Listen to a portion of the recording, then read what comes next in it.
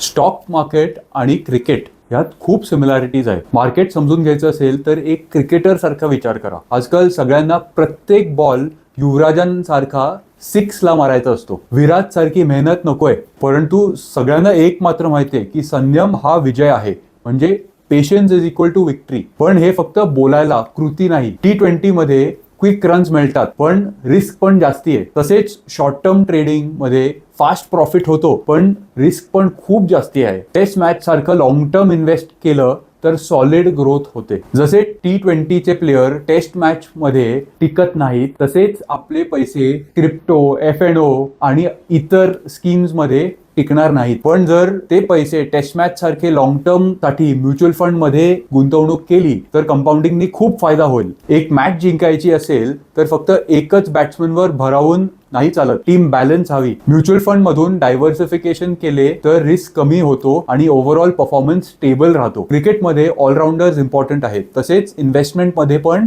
Balanced approach ठेवायला पाहिजे. क्रिकेटमध्ये पिच एकदा स्लो असतं, एकदा फास्ट असतं. मार्केटमध्ये पण कधी बुल रन असतो आणि कधी बेअर रन. जो प्लेअर पेशन्स ठेवतो तोच मॅच जिंकतो. तसेच जो इन्व्हेस्टर पॅनिक न होता डिसिप्लिन राहतो तोच पैसे कमवतो. मार्केट समजून घ्यायचं असेल तर क्रिकेट मधून शिका. लॉंग टर्म राहा, रिस्क डायव्हर्सिफाय करा आणि पेशन्स ठेवा. तुम्हाला अजून काही सिमिलॅरिटीज दिसतायत का? कमेंट करा आणि हा व्हिडिओ शेअर करा. Save, invest and prosper.